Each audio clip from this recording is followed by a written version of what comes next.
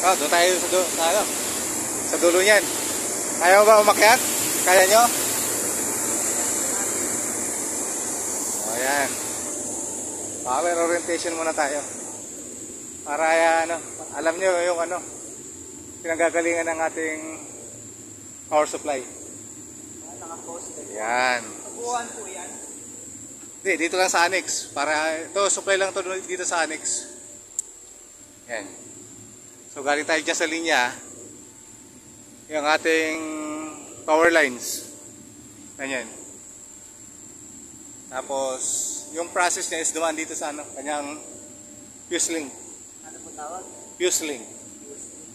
Ito yung pag nag-overload o kaya nagkakaroon ng shortage sa mga control panel natin o kaya sa mga motor. Yun yung nagtitrip. Minsan sumasabog yan. Sa mga transformer ganyan, pag may fuse link yan. So yan nagkakat ng supply ng power. Tapos yung ilalim dyan, kung makikita nyo, pag sinilip nyo dyan, ito, akit ko dyan sa hagdanan para makita nyo. Yung ating transformer. Yan, mga OJT natin to. So orientation natin sila. So yan yung ating transformer.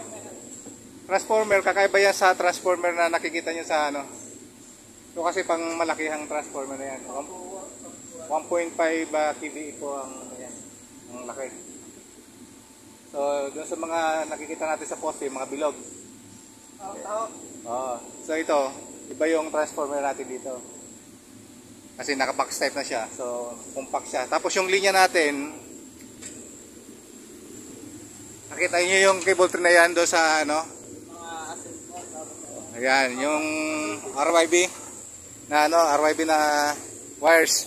So naka-RYB tayo, yung red, yellow, blue. Oh, yan. So yan yung color coding ng electrical. Bumaba yan doon sa ating sa main breaker. So bababa tayo doon sa main breaker. Tapos yung supply na yan, regulated na yan. Yung tumakbo sa atin dito. Ang supply ay ang voltahe niyan ay 440 to 460. 440 to 460. Kasi dumaan na yan doon sa isang transformer sa labas.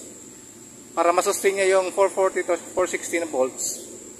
Gumamit siya ng transformer. Tapos pagdating dito sa atin, meron din tayong transformer para sustain din yung kuryente na pumapasok doon sa ating main breaker. So yun yung process. So baba tayo doon sa baba. Sige. Baba tayo sa control panel para makita nyo yung yung ating main breaker. Yan yung condensing unit natin. Kasama yan doon sa na mga refrigeration natin. Huwag ka mag-alala sa pinaka may layout mo yan. Kasama yung buong system. Dito sa baba. Baba tayo.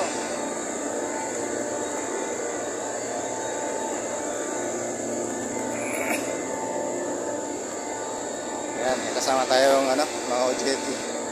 So, for power orientation lang. Saka power safety.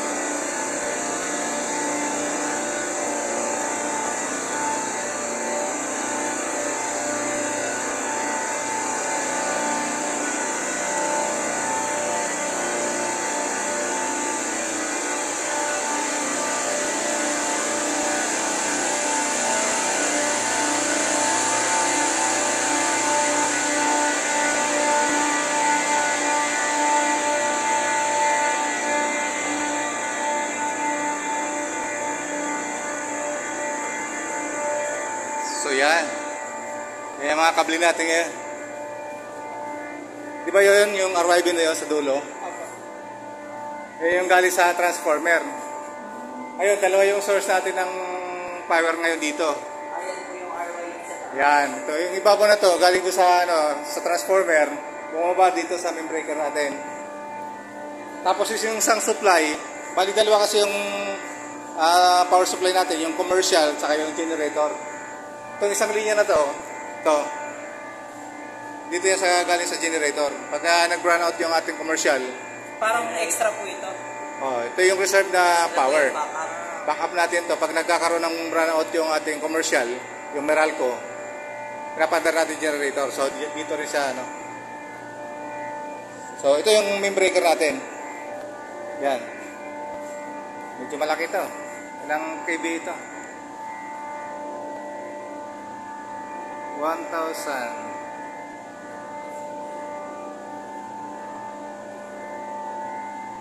1.5 to. 1.5 yung ano nito. Amperes. So, ito yung sa generator, ito yung sa Meralco. Then dito, ito yung ating distribution panel. So, dyan kumuha ng pang-distribute sa mga controls.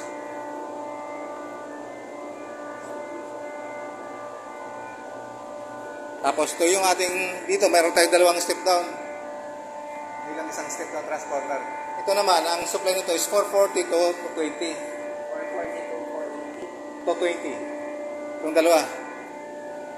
So galing sa 440 volts, nare-reduce na into 220 volts. So ang labas nito ay 220 na. Pero yung supply nito ay galing dito, 440 yan. Yan, ito. So, tapos dito sa likod, puro distribution panel na yan. Dito, huwag kayo magkakamali ng ano. Kung may pinaka-ano talaga, kailangan nyo ng tester. O, kasi dito may halo dyang 220 at saka 440. Tester po yung ginagamit. Yung ginagamit pang tester ng voltahe para alam nyo kung saan yung 440, saan yung 220. So dito mayroon naman yung tagging ito. Nakalagay dito 220 volts. Pero pagdating dito, 440 na siya. Ibig sabihin ng laman nito, puro 440 volts. Ito, 220, galing dito sa step down. Tapos ito, 460, 440. Galing dito yan, dumiretso galing dito. Tapos ito, 220, dumaan dito yan sa step down. Basta lahat ng 220, dadaan dito sa step down. Ito, ganun din. So, dapat marunong kayo mag-identify ng ano, ng 440 at saka 220. So, kailangan nyo ng tester. Kung sakali. Pero kung hindi naman kayo, ano, titingnan nyo lang, okay lang. Then, for safety purposes, huwag kayong dudot-dot basta-basta dito sa loob. Pag 440 na dudot mo dyan, sigurado ka, talasik ka dyan. Yan.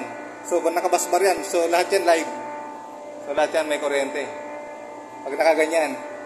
So, for safety, dapat testerin mo muna kung saan yung 440. Or, para sigurado ka na may voltahe yan, testerin mo. Or kung gusto mong, halimbawa, chichikin mo lang yan, shut off mo yung breaker. Kasi meron naman tayong sub-breaker. So, ito yung pinaka-main breaker dito sa control panel. Papatayin mo yan para ma-check mo yung lahat yung nasa loob niyan. Tapos doon, yan, nag-distribute na doon sa ating mga control panel. So, diretso na yan doon sa ating compressor. So, nakuha nyo yung process ng power. Galing sa ating transmission line, papunta doon sa ating fuse link, pababa doon sa ating transformer, then baba dito sa ating main breaker.